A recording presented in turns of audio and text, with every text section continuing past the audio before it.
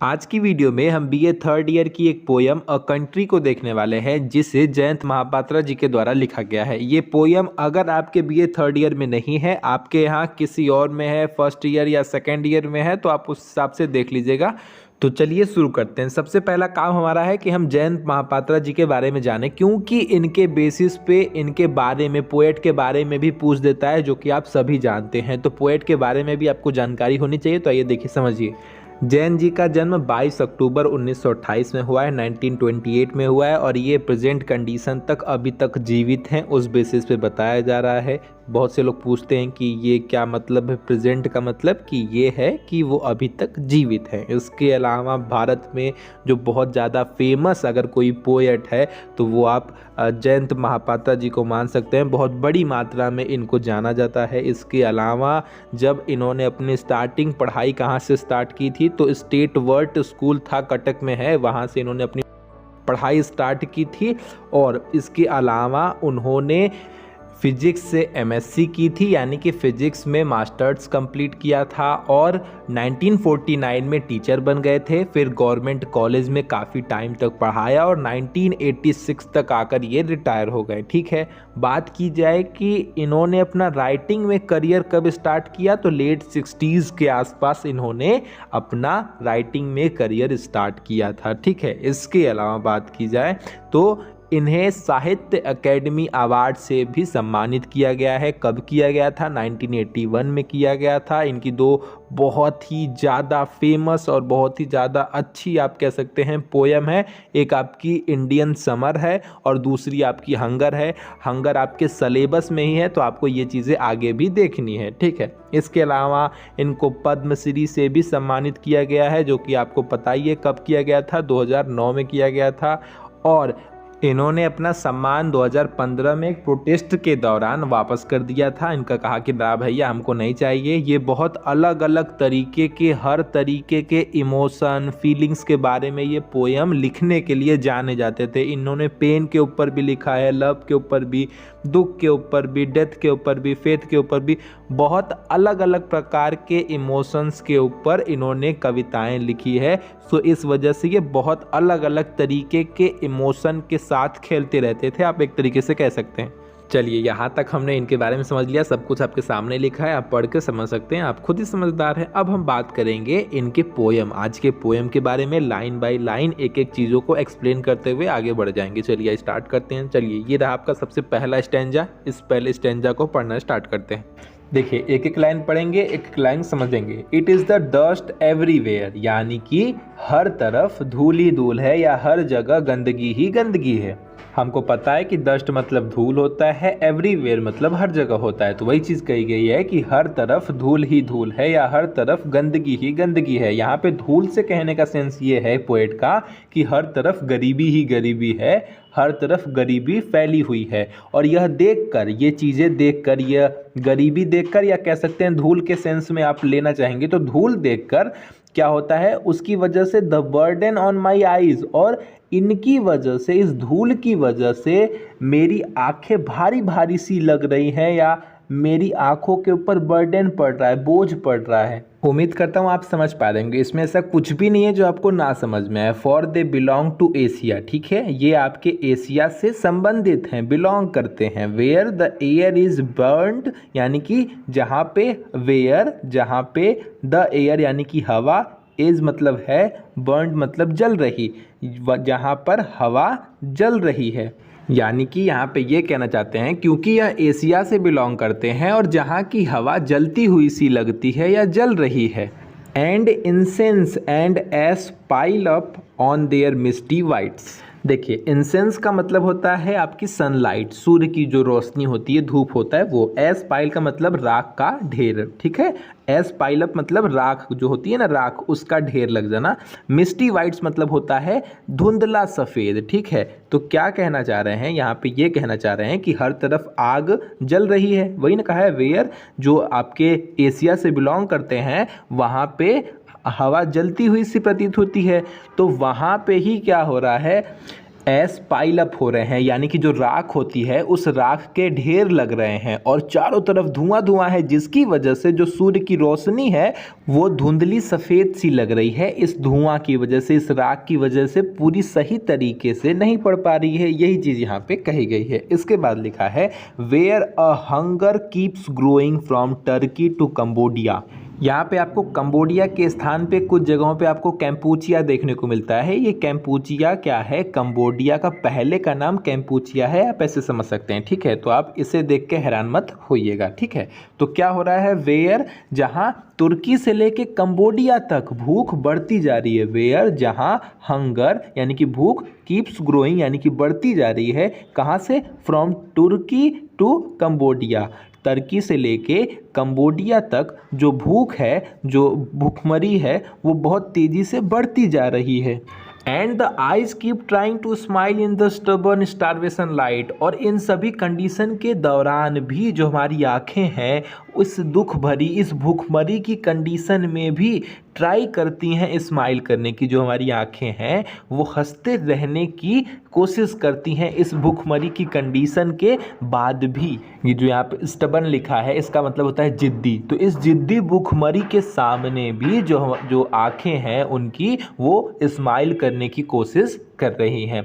तो यहाँ पे आपका पहला स्टैंजा खत्म होता है। अब बात करते हैं दूसरे स्टैंजा की। देखिए दूसरा स्टैंजा आपसे क्या कह रहा है। तो दूसरा स्टैंजा कह रहा है the when the darkness falls the old speak of the past with sleepy voices.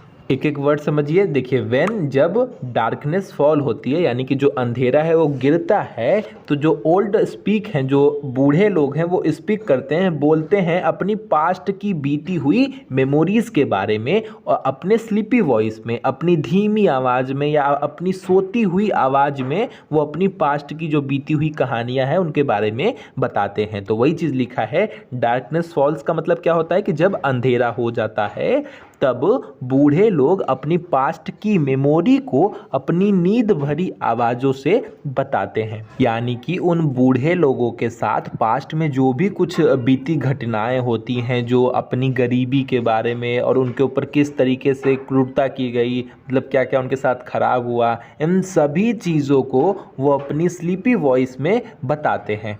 अगर आप गांव पे रहते होंगे, आपने रिलेट किया होगा, जब शाम होती थी तो जो हमारे घर में दादा दादी होते थे वो हमें कहानियाँ सुनाया करते थे। अपनी जो पास्ट में बीती हुई कुछ उनकी यादें होती थी, कुछ ना कुछ ऐसी चीज़ें बताया करते थे। उसी तरीके से वहाँ के भी लोग उनको बताते थे। ठीक है, अब चलिए आगे समझते हैं।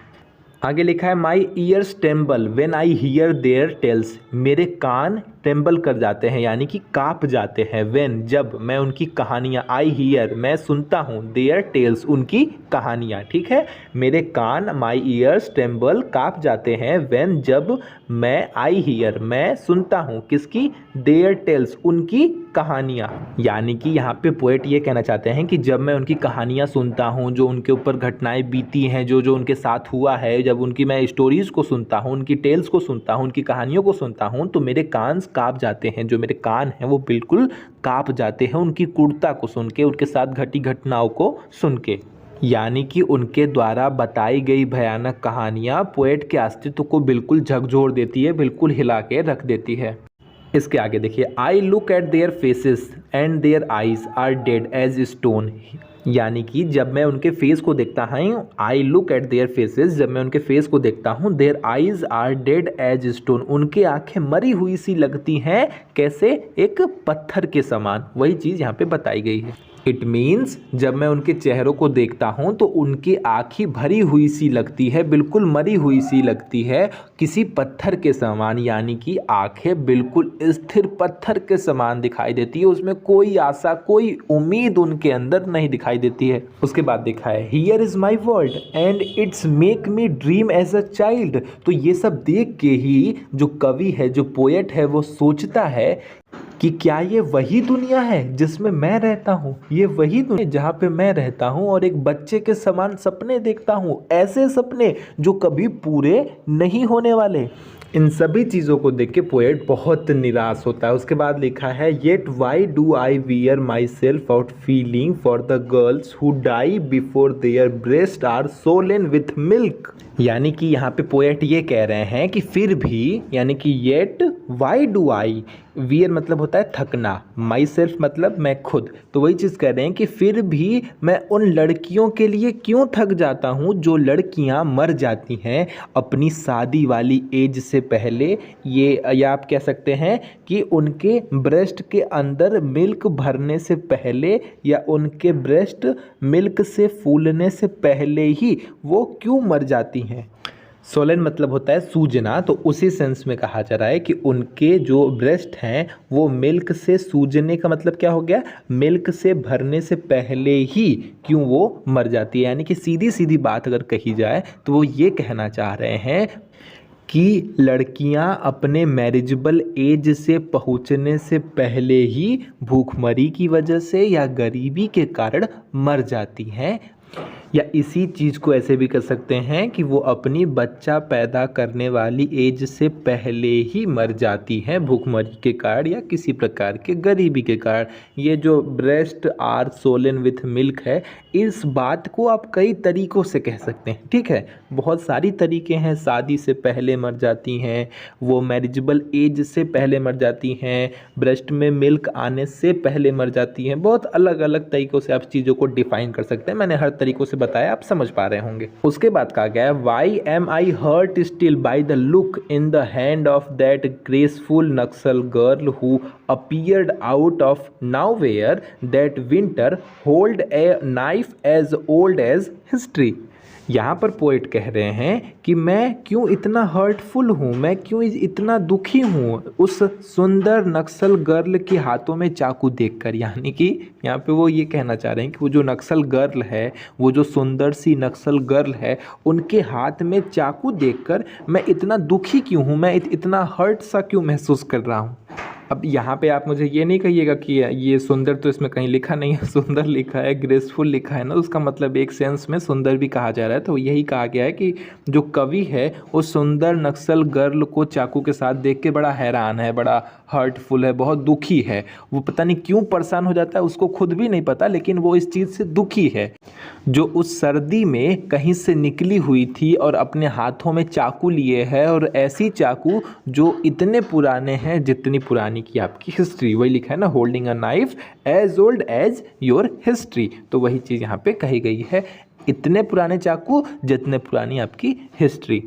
चलिए आपको प्यार से समझा देता हूँ, आप आसानी से समझ जाएंगे। देखिए यहाँ पे ना कवि उस कारण की वजह से दुखी है, उस कारण की वजह से दुखी है जिसकी वजह से एक सुंदर लड़की को हिंसा करने पे मजबूर कर दिया गया। यानी कि वो उस गरीबी की वजह से, या कह लीजिए उस भूखमरी की वजह से बहुत ज़्यादा आहत है, जिसकी वजह से एक सुंदर सी लड़की को, एक ग्रेसफुल नक्सल गर्ल को चाकू उठाने पे मजबूर कर दिया गया, आप यही कह सकते हैं, ठीक है। तो इस तरीके से यहाँ पे हमारा सेकंड स्टैंजा भी खत्म होता है। उम्मीद करता हूँ चीज़ें आपको बहुत अच्छे से समझ में आई होंगी। तो आज के लिए बस इतना ही। वीडियो पसंद आएगी तो लाइक शेयर सब्सक्राइब करिएगा, बहुत पसंद आएगी तो कमेंट करिएगा। हाँ, कहीं जाइएगा नहीं, सुन लीजिए, इसकी सेकेंड पार्ट आपको जल्दी ही देखने को मिल जाएगी। वीडियो बहुत लंबी हो जाएगी तो आप ही लोग छोड़ के भाग जाते हैं, मैं क्या ही कर सकता। तो अब इस वीडियो का पार्ट 2 आएगा जहाँ पे इसके थर्ड स्टैंजा के बारे में अच्छे से बताया जाएगा, और ये जो 2 स्टैंजा है उनको एक बार तेज़ी से वहाँ पर रिवाइज भी कर दिया जाएगा ताकि आपको और अच्छे से समझ में आ जाए। तो आज के लिए इतना ही, मिलते हैं अगली वीडियो में। Tata bye bye.